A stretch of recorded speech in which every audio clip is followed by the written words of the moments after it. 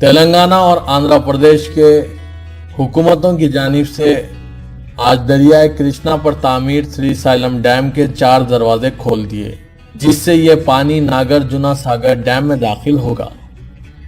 4 दरवाजों के खोल देने से श्रीशैलम डैम से 1 लाख क्यूसेक पानी डैम से खारिज कर दिया गया।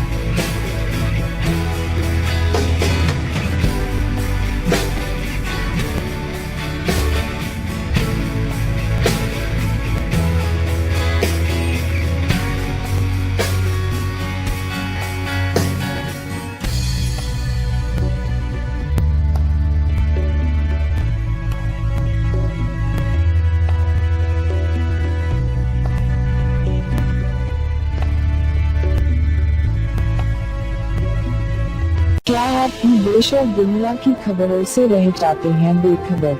तो सब्सक्राइब कर लीजिए हमारे HT न्यूज़ चैनल को और बेल आइकॉन को दबाना मत भूलिएगा।